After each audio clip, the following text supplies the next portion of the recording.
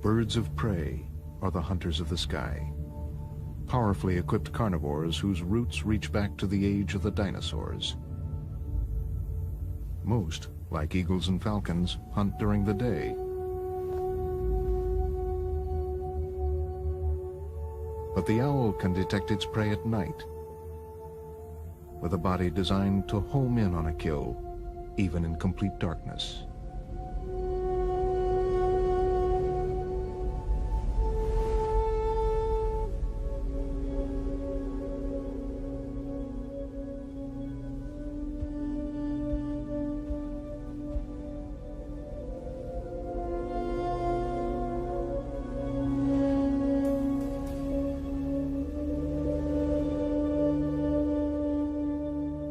Vultures are hunters too, though they prey on the dead. These voracious scavengers work together to strip the carcasses of large animals.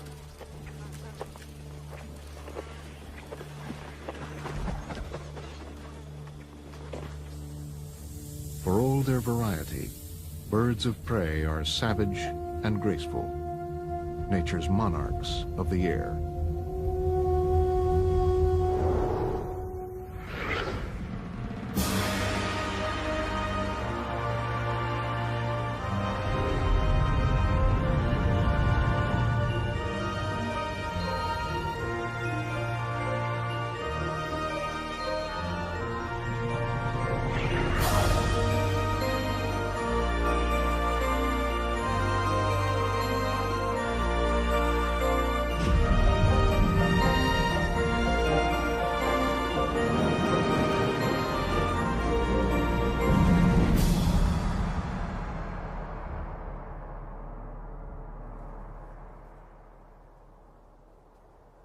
Scotland in April, and a late snow covers the ground.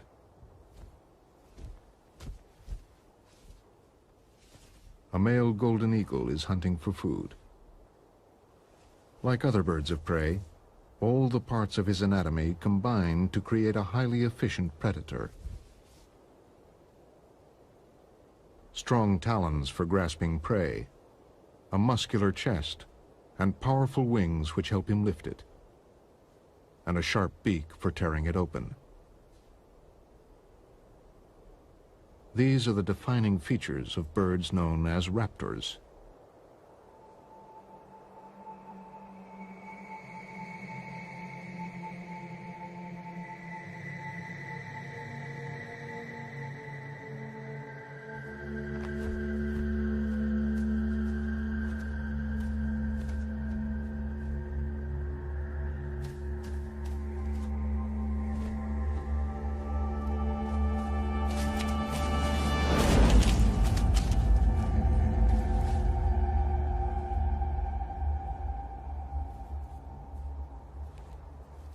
The golden eagle feeds mainly on rabbits, hares, and grouse, though it's strong enough to kill a deer calf.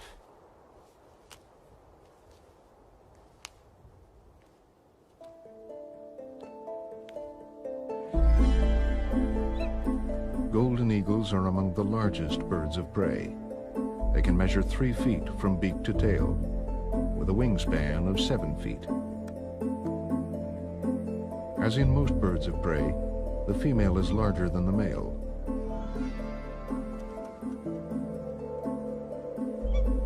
Along with hawks, falcons, kites, and buzzards, they are diurnal raptors, which means they hunt by day.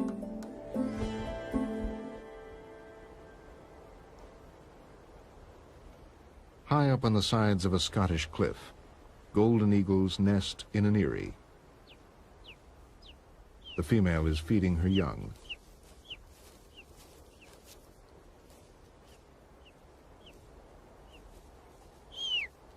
She tears the meat into small strips to make it easier for them to digest.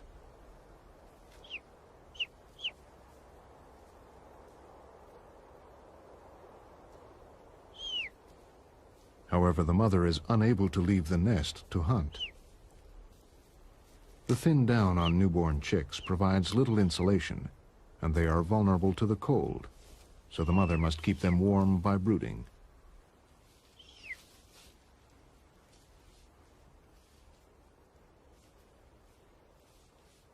For the next 10 days, the whole family will rely on the hunting skills of the male.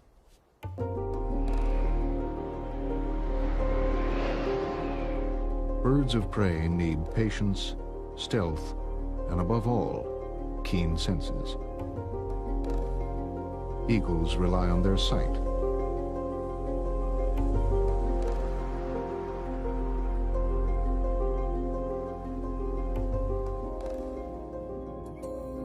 Unlike many birds, raptors have eyes which point forward, giving them binocular vision.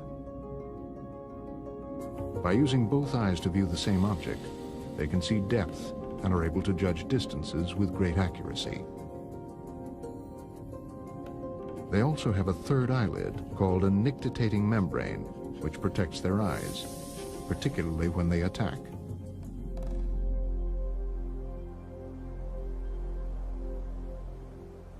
For centuries, people have known that birds of prey have good eyesight, hence the expression, eagle-eyed.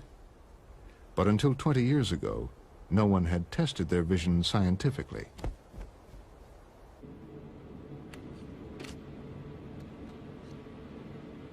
Liz Raymond, an Australian research scientist, was the first to develop an eye test for eagles.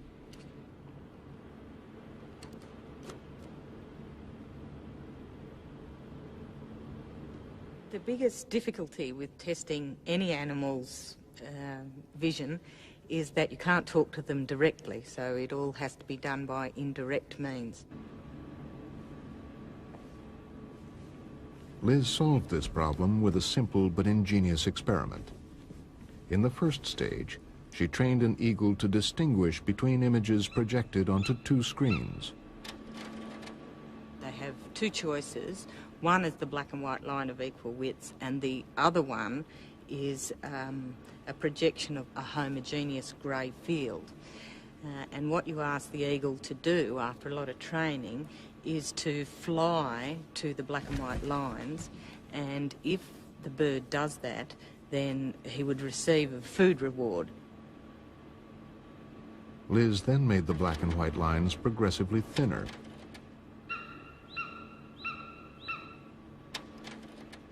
The idea was to determine when the eagle could no longer distinguish the screen with the lines from the grey screen.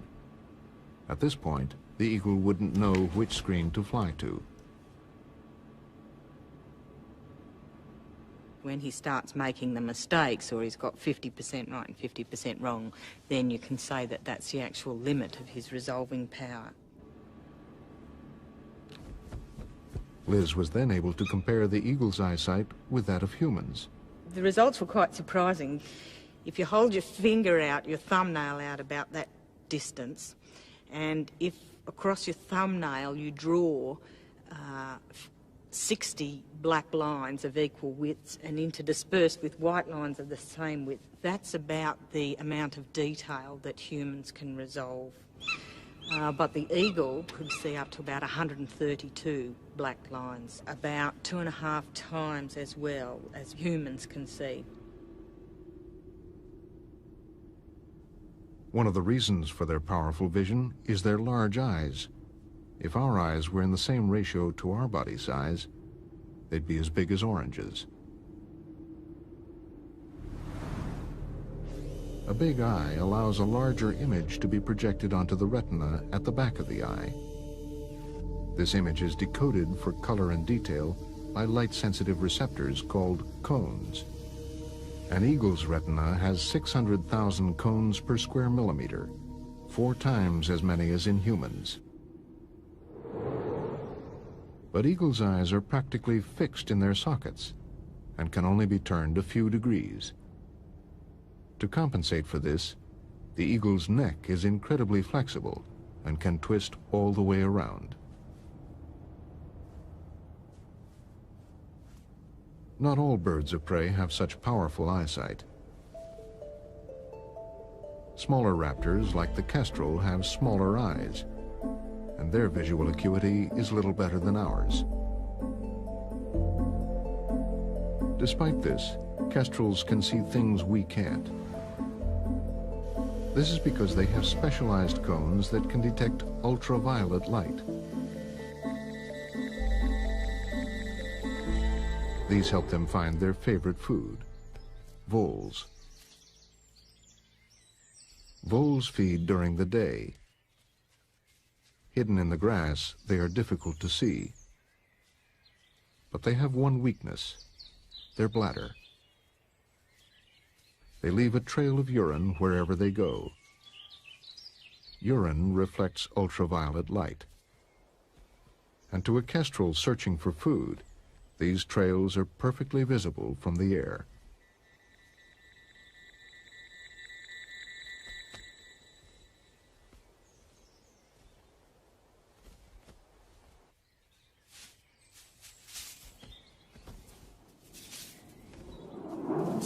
This time, the vole escapes.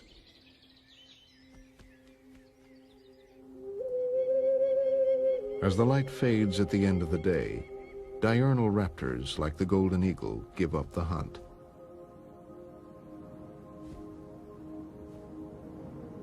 Their eyesight is adapted to work best in bright light.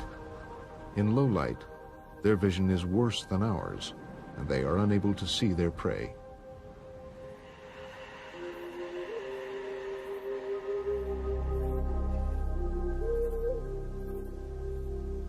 When the moon rises, the nocturnal birds of prey come out to hunt. Barn owls are completely at home in the dark.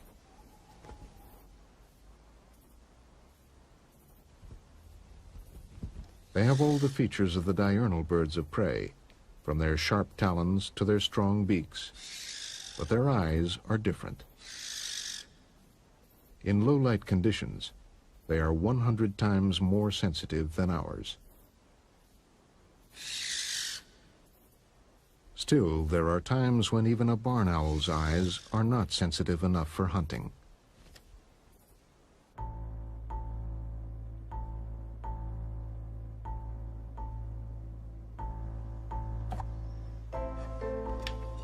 The film in these canisters was the first photographic evidence that owls could hunt without any light at all.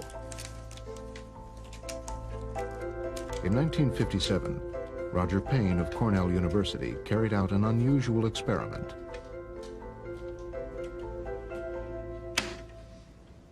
I knew that owls had asymmetrical ears. The ears weren't the same on the two sides of the head.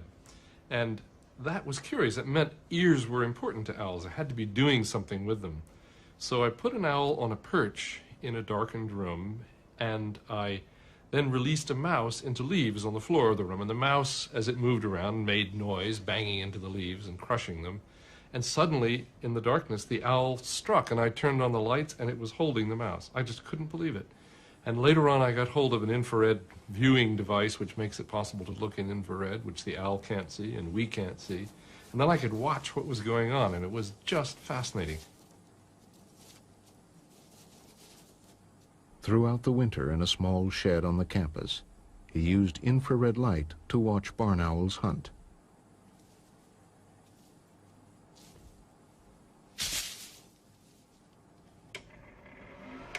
He recorded what he saw on infrared film.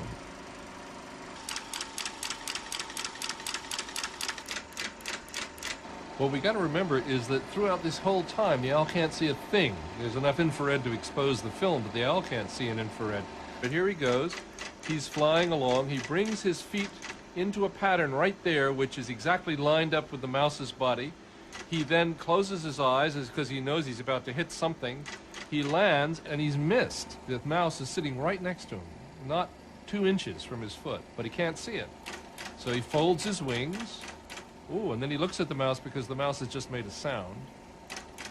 And now he leans way forward. He's 6 inches from it. And at this moment, he does a curious thing. He brings his feet from the floor all the way up and puts them out like that because it's the only way he can line them up with what he's hearing.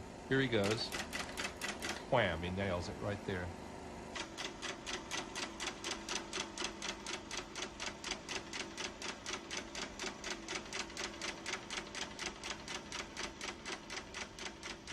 Make sure that it wasn't that it was homing on the smell of the mouse, or that it had actually seen the mouse somehow, or that maybe it was looking at the mouse in the infrared heat that a mouse gives off. I took a small wad of paper, dragged that through leaves, and the owl struck the paper. The paper doesn't smell, it doesn't have any infrared coming off it, it doesn't look like a mouse to anybody, not even an owl. And the result is it had to be sound. Sound was what they were using. At first sight, the barn owl doesn't appear to have ears at all, unlike its cousin, the long-eared owl. Looks, however, can be deceiving. The tufts are only for display. Its real ears, like the barn owl's, are hidden under the feathers alongside its eyes. Everything about the way an owl looks, the reason an owl looks like an owl, is all to do with acoustic adaptations. In other words, adaptations for hearing. One of the most obvious ones is this circle of feathers around both sides of the head. Actually, this is one parabola to collect sound for this ear, and this is another parabola to collect sound for that ear, which is actually very much like cupping your hand behind your ear as a means of collecting more sound. And you can also see another peculiar thing. Owls sit with their bills pointed down like this, looking at the world. And the reason they do is to maximize the surface area over which they can collect sound. If this was a robin or some other bird, songbird, the bill would be held roughly horizontally like that. But no, they tilt it way down. And the reason they do that is because this dimension of the head is greater than that dimension of the head. That whole posture is part of why an owl looks like an owl.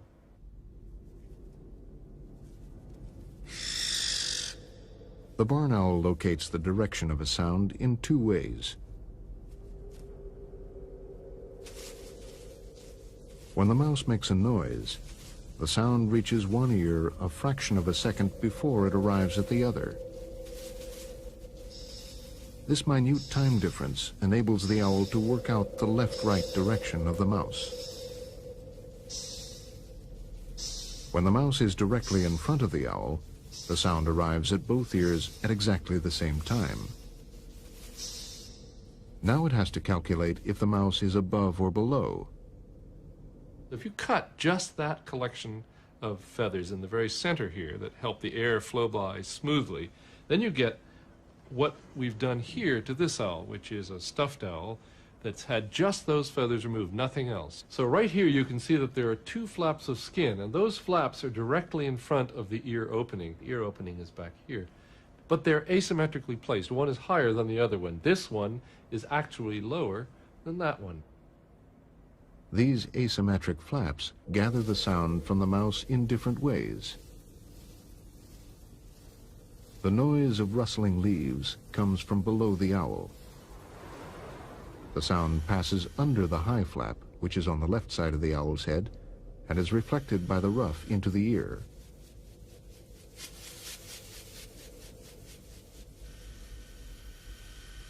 The low flap on the right side deflects the sound coming from below.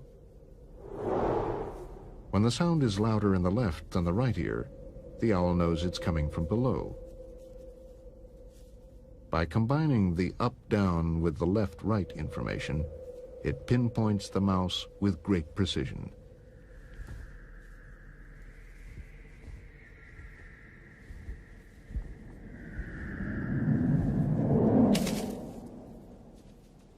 The mouse, however, has ears of its own. If it hears the owl coming, it can simply run away. There's a fight between owls and mice. Mice have ways to avoid owls. Owls have ways to improve their chances of catching a mouse, and this is one of them. The very leading edge of the feather that is in the front on the wing has a little series of tiny little spikes that stick out on it. No other bird of prey has these spikes. The leading edge of an eagle's wing is smooth. As the eagle flies, its wings cut through the air, creating turbulence. This turbulence creates large sound waves, making it noisy in flight. When an owl flies, the tiny spikes on its wings break down the air into smaller spirals called microturbulence. This makes the flight of the owl quieter.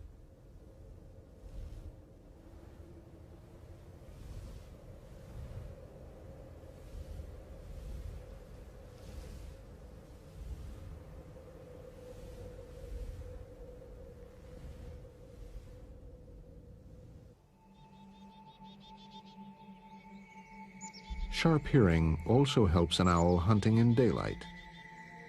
The great gray owl lives in northern latitudes, and in the winter months, its prey is hidden beneath a blanket of snow. But the snow offers no real protection.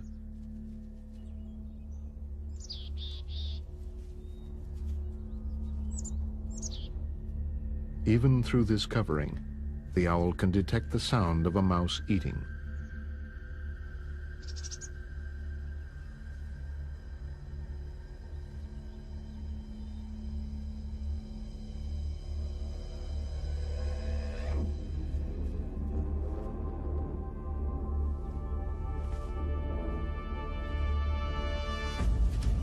The great gray owl, like all birds of prey, has senses finely adapted to its environment.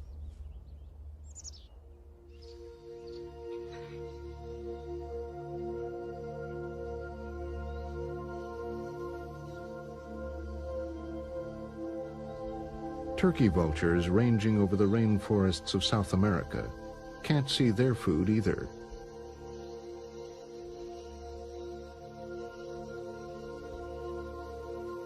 The dense canopy of trees covering the ground hides animal carcasses from view.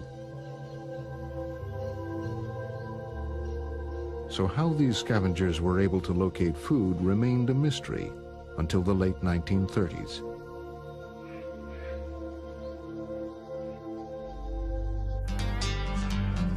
In California, the Union Oil Company was plagued by a leak in a 42-mile-long natural gas pipeline.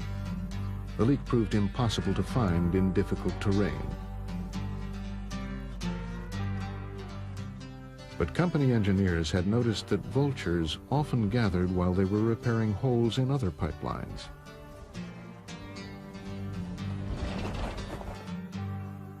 So on a hunch, the engineers from the gas company traveled along the pipeline.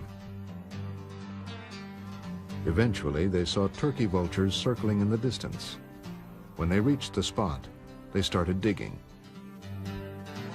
To help find pipeline leaks, a gas with a distinctive smell of rotting meat is always added to natural gas. It was this that attracted the vultures. At the bottom of the hole, the engineers found the broken pipe. They had also discovered that turkey vultures could hunt just by smell.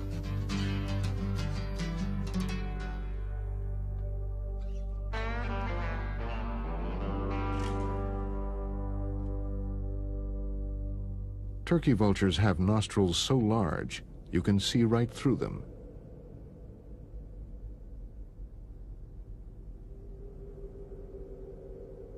Smells are processed by a very large olfactory bulb at the front of the brain. The bulb is so sensitive, it enables the bird to detect the direction a smell is coming from. The turkey vulture follows the concentration of odors in the air to the source of the smell.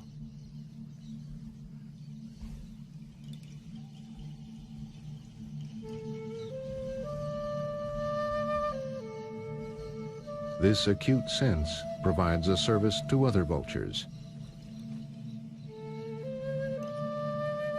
While the turkey vulture flies low over the forest canopy, the other vultures soar high above, waiting and watching.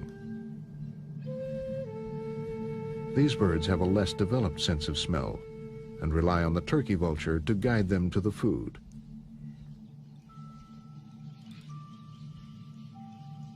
When it descends, they follow.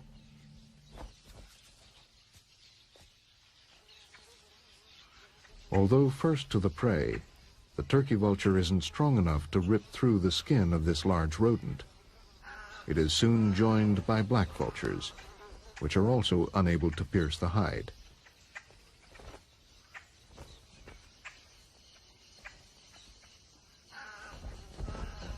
They must wait for the arrival of the king vulture.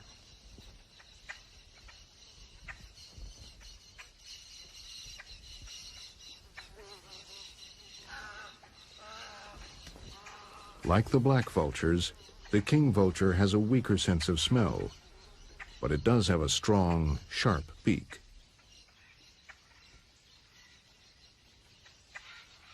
It repays the favor of being led to the meal by tearing through the skin of the carcass to provide food for all.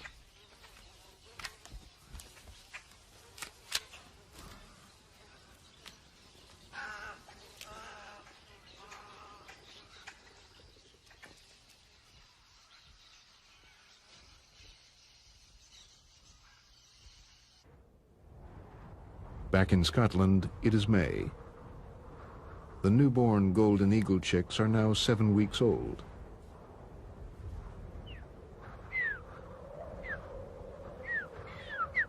They still need feeding twice a day, but now they can be left alone on the Erie.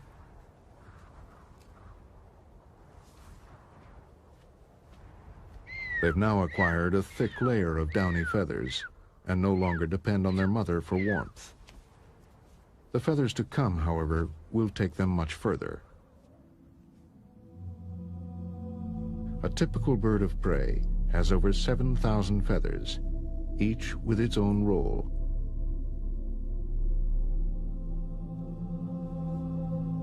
Some insulate the bird from the cold, others waterproof it from the rain. And then there are those that provide lift for flying. Before a bird flies, it raises and untangles its feathers, putting each one into place, ready for flight.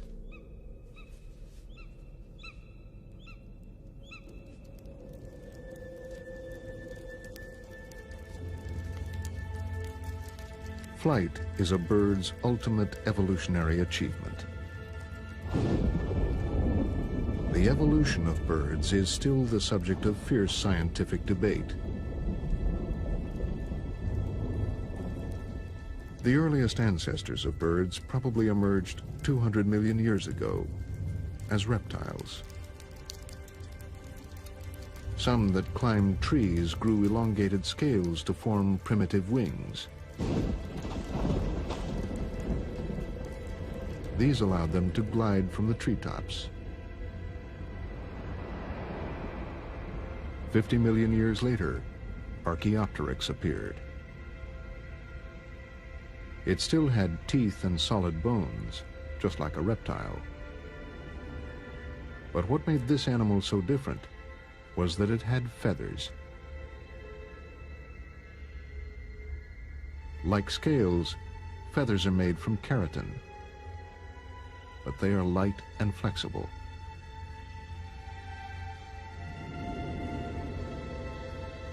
Archaeopteryx did more than glide.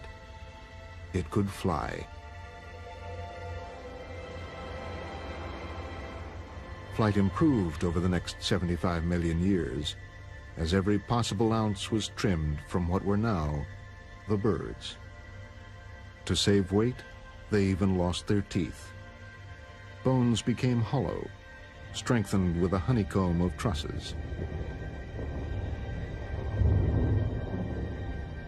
About 50 million years ago, as the number of rodents and small mammals began to increase, birds appeared that could hunt this rich food supply.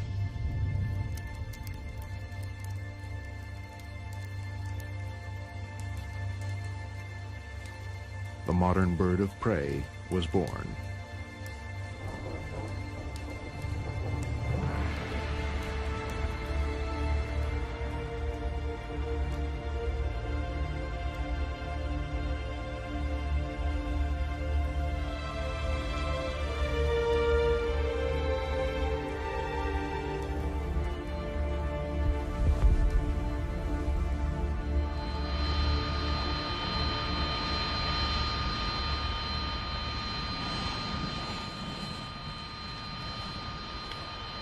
Eagle 01, Lake Tower, wind 1605, cleared for takeoff, change to departure. Eagle 01, cleared for takeoff, change to departure.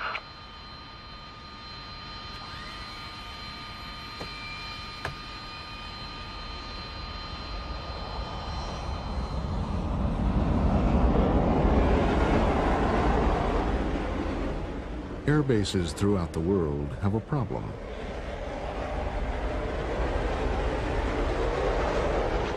The short grass around an airfield attracts flocks of hungry birds.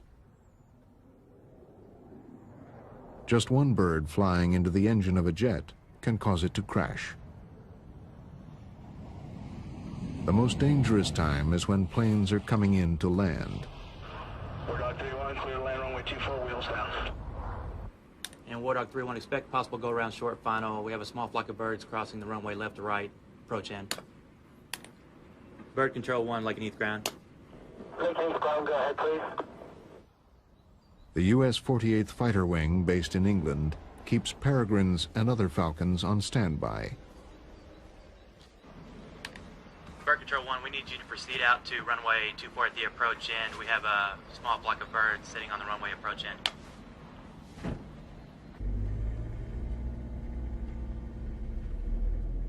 Peregrines are the natural enemy of the rooks and pigeons that feed near the runways.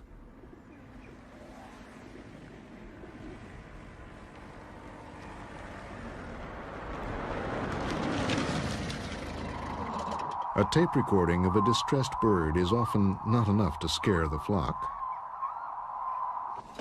But the release of a peregrine has a dramatic effect.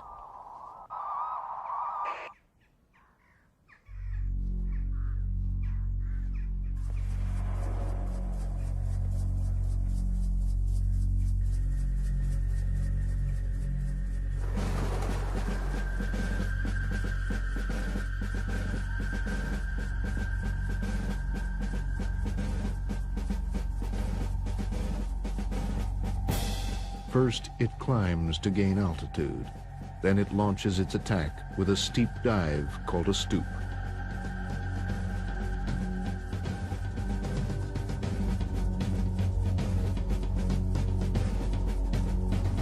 A peregrine falcon in a stoop is the fastest animal in the world.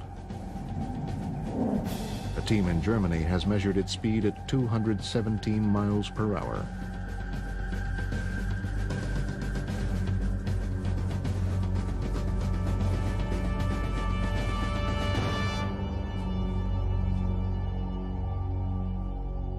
The point is only to scare the birds, but this time it catches a passing pheasant.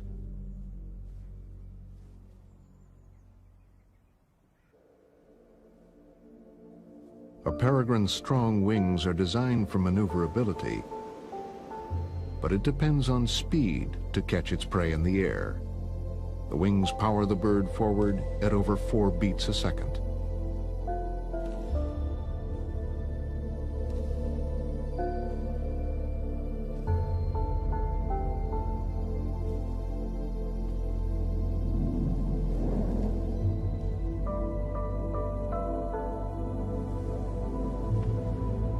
An eagle's wings are not designed for speed.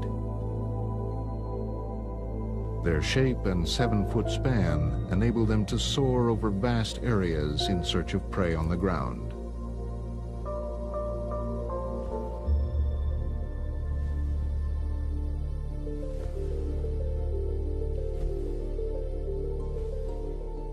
But one thing the eagle and the peregrine have in common with other birds of prey is that they strike with their feet.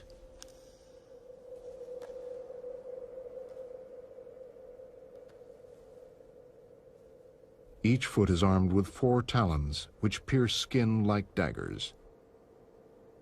On the eagle, they can be over 2 inches long. When they grasp their prey or a branch, raptors have a special locking mechanism in their legs that prevents their grip from slipping. It works like a ratchet. As their toes grasp, ridges on the tendons lock the talons into place.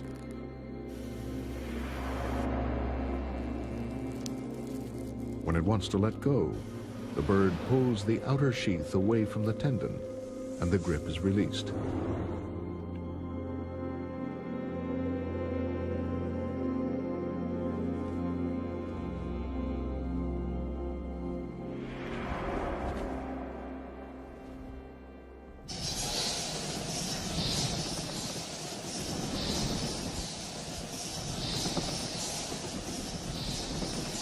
In New Mexico, the talons of the red-tailed hawk will find an easy target.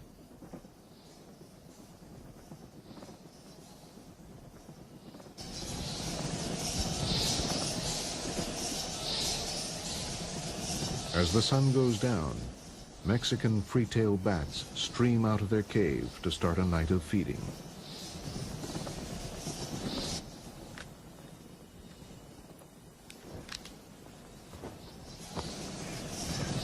The red-tailed hawk normally hunts rabbits, but it will also take bats, and it doesn't pay to be choosy.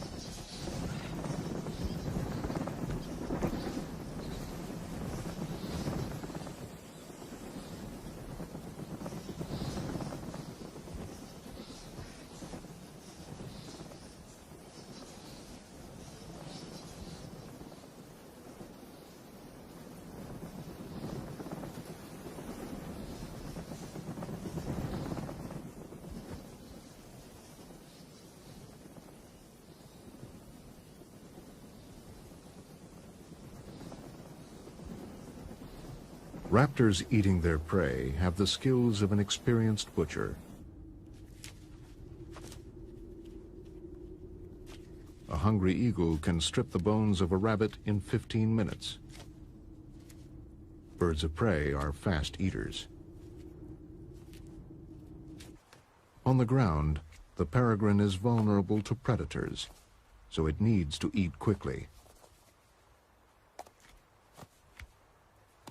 It swiftly plucks the feathers of this pheasant to get at the flesh below.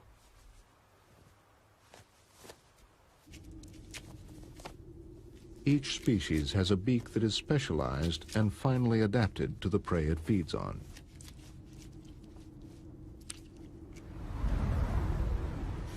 An eagle's beak has a sharp hook at the end, able to cut into meat like a knife point. And the sides of the beak have razor-sharp edges to tear flesh away from the carcass.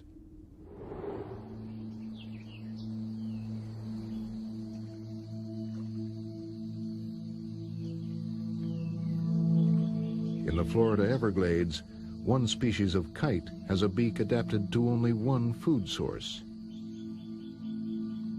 The snail kite feeds on apple snails.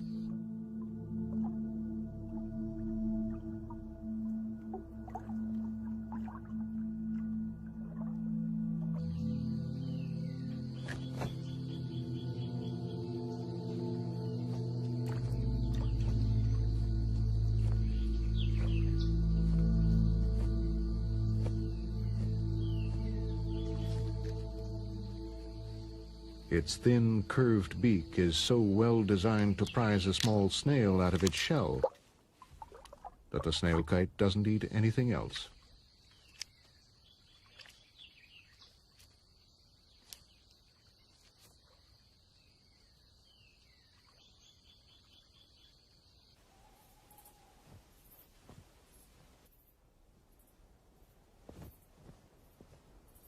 While larger birds of prey eat their food where they find it, smaller raptors, like owls, carry their catch to somewhere safe.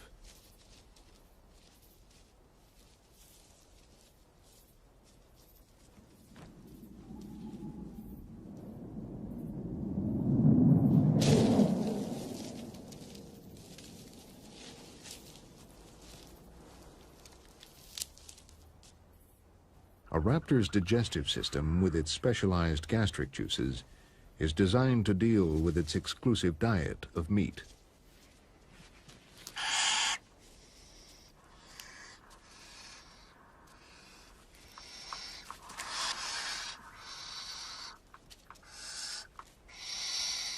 Even as young chicks, barn owls swallow their prey whole.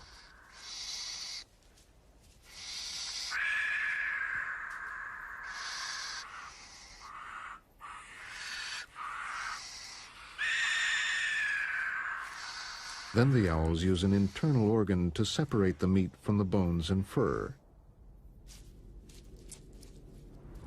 Instead of teeth to break up the food, owls have a gizzard, a muscular stomach that grinds up the food. The meat is digested by acids, and the bones and fur are molded into pellets and regurgitated. Dissecting a pellet reveals the owl's diet. In a typical week, it will eat 12 voles, 14 mice, and 8 shrews.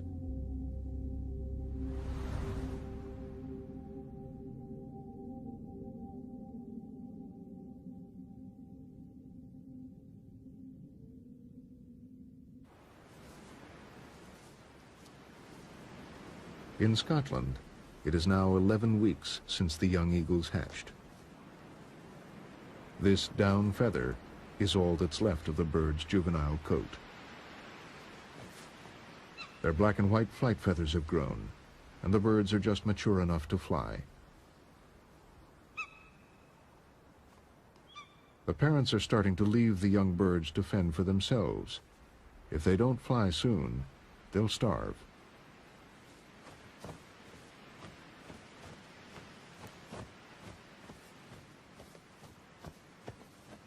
These first flaps are essential preparation for flight. They build up muscles and strengthen the wings.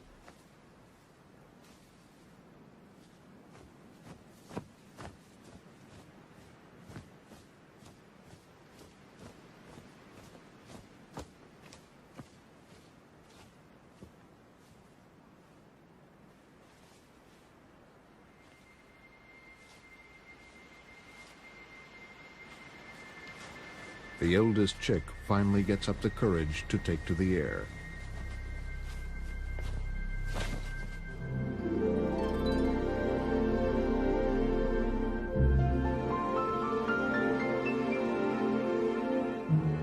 This maiden flight ends with an ungainly landing. For any bird of prey, the first year is the toughest in its life. Over half will die in their first 12 months. Mainly due to starvation.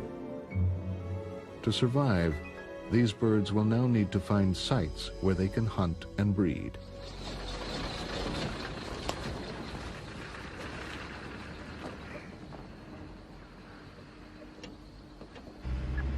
Zoologist Mike McGrady has spent 5 years studying eagles in the Western Highlands of Scotland. He's used tracking techniques to build the most detailed picture yet of the movements a young eagle makes once it has left the nest.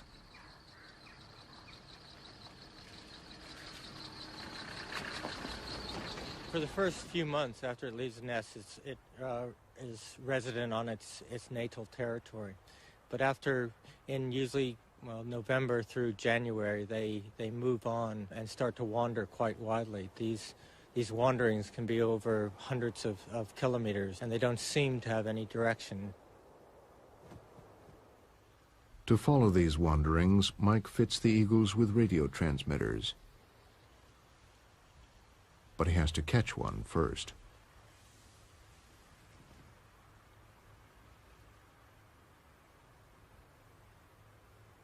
"80 yards from the hide, Mike has baited the trap with a dead rabbit.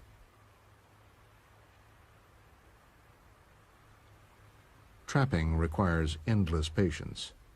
It's kind of dynamic tension between being comfortable and being uncomfortable, because you have to be awake all the time, pretty much, and ready to move. But you also, you're going to have to spend 11 hours in this hide, and it's cold or raining or something like that. You also try to make yourself comfortable.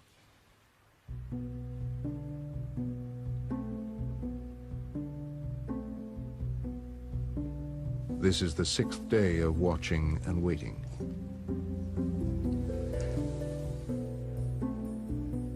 When he does spot an eagle flying overhead, there's no guarantee it will be tempted by the bait. And even if it is, Mike's problems may have just begun.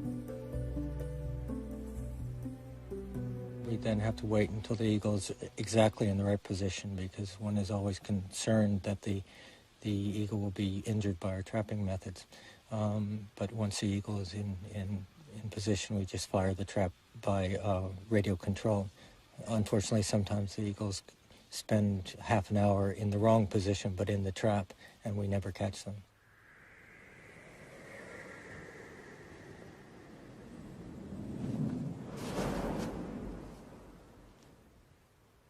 Although the bird is in position, it isn't safe to spring the trap while its wings are open.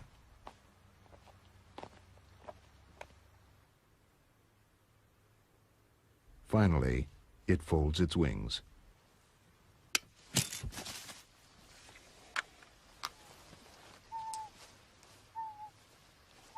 Okay, the ring number is ZZ0832. 0832. Yeah, let me just get a bill length on it. The first job is to tag the bird and measure it. The beak and talon lengths will tell Mike whether this is a male or a female. Okay, 43.2. Although trapped, it is still a formidable animal.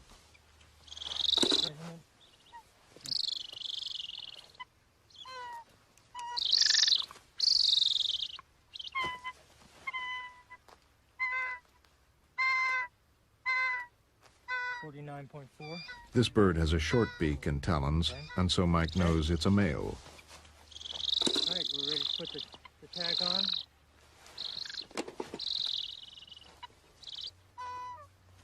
He fits the lightweight radio transmitter that will eventually detach itself from the bird.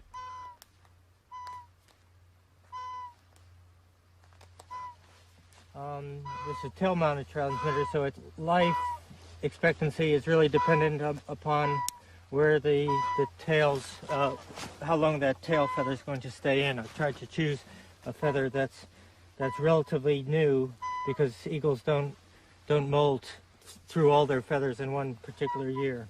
So hopefully this bird will be able to keep the transmitter on at least as long as the life of the transmitter, which might be about 2 years.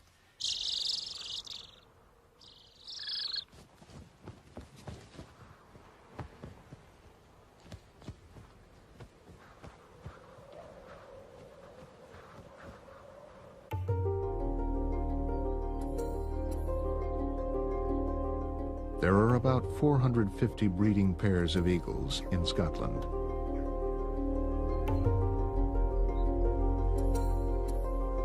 To be successful, a young golden eagle needs to claim a territory. But what if all the good sites are already taken?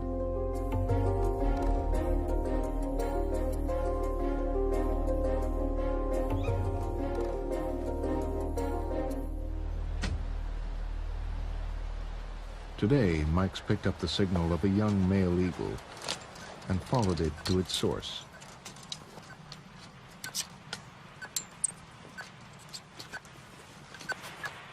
The territory of this golden eagle is 7 miles long and 5 miles wide. The eagle has defended it against all comers. Just like any other territorial animal, they maintain this territory at great sort of energetic expense. And the reason they have to do that is because the resources within that territory are quite important to it breeding. Those resources include food resources, but also might include nesting resources or a mate. They're maintaining an area which they can survive and reproduce in. The other eagles are also interested in the same thing, and if you have an eagle that's non-territorial and is looking to enter the breeding population, it has to establish itself on a territory.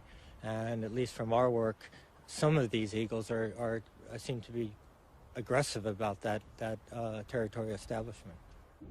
Mike has recently discovered just how aggressive eagles can be. In 1992, he tagged the male of a pair of breeding eagles. He tracked the bird for a year and a half until he eventually lost contact. Some months later, we picked up a very strong signal on this bird and followed the signal in to find the bird dead and quite decomposed.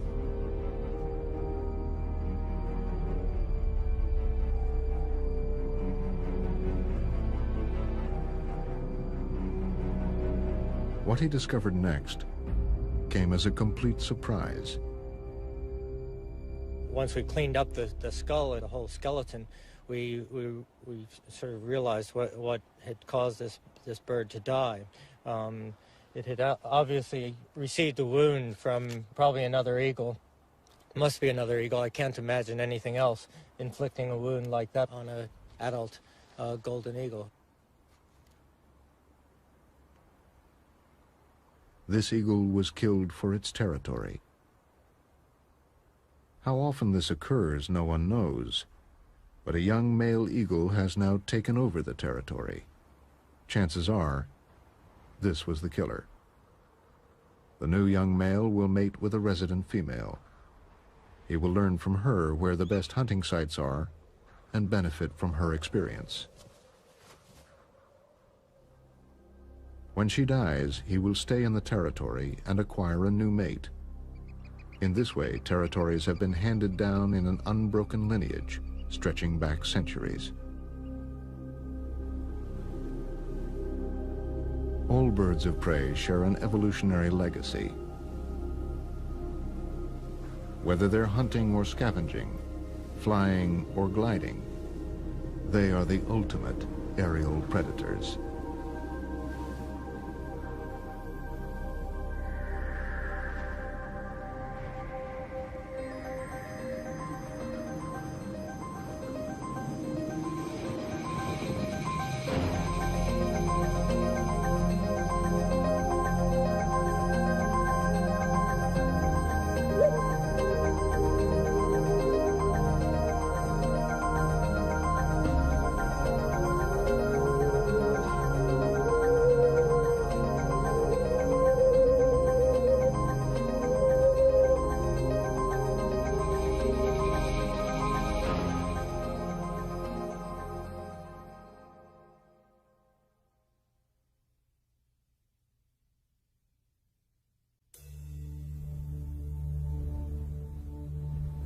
Birds of prey are the hunters of the sky, powerfully equipped carnivores whose roots reach back to the age of the dinosaurs.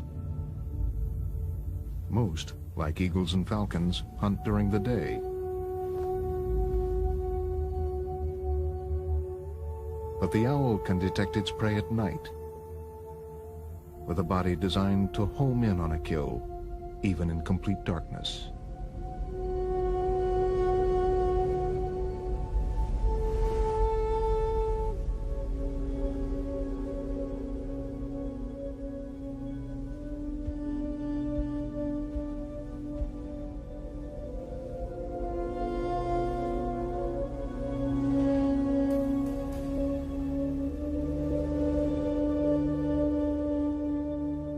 Vultures are hunters too, though they prey on the dead.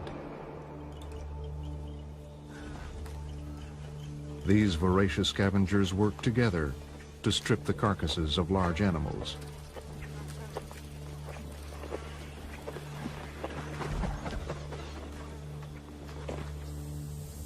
For all their variety, birds of prey are savage and graceful, nature's monarchs of the air.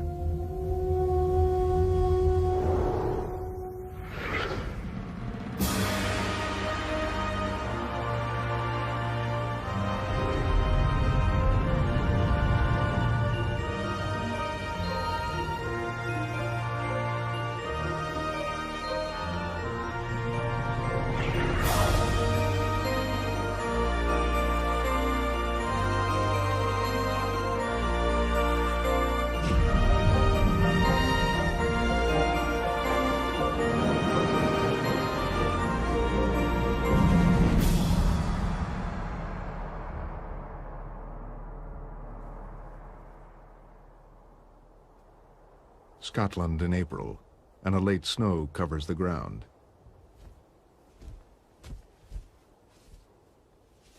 A male golden eagle is hunting for food. Like other birds of prey, all the parts of his anatomy combine to create a highly efficient predator. Strong talons for grasping prey, a muscular chest, and powerful wings which help him lift it, and a sharp beak for tearing it open. These are the defining features of birds known as raptors.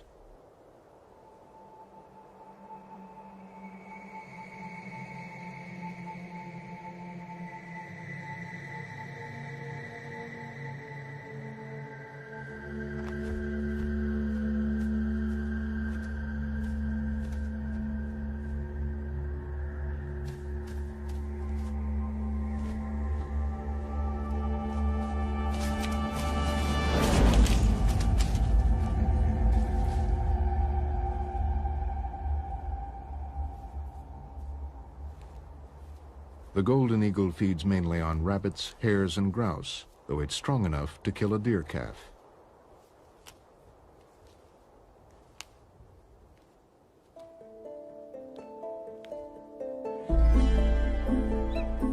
Golden eagles are among the largest birds of prey.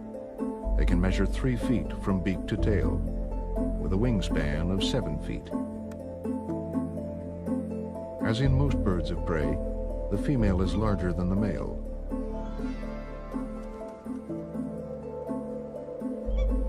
Along with hawks, falcons, kites, and buzzards, they are diurnal raptors, which means they hunt by day.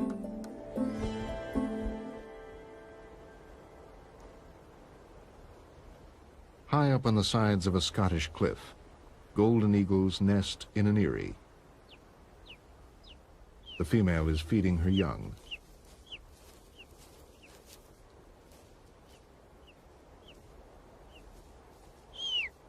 She tears the meat into small strips to make it easier for them to digest.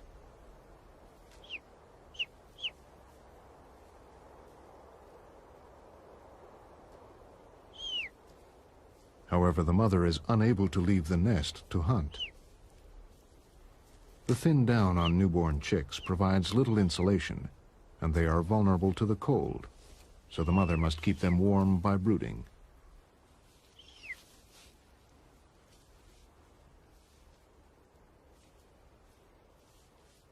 For the next 10 days, the whole family will rely on the hunting skills of the male.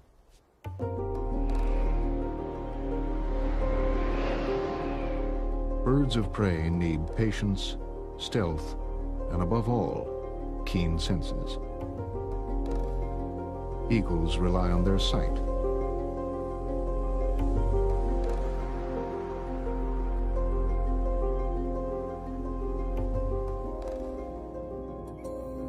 Unlike many birds, raptors have eyes which point forward, giving them binocular vision. By using both eyes to view the same object, they can see depth and are able to judge distances with great accuracy. They also have a third eyelid called a nictitating membrane, which protects their eyes, particularly when they attack.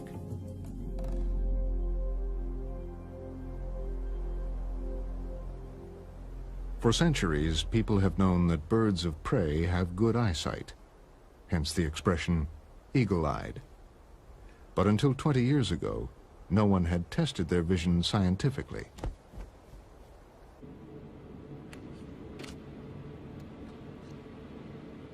Liz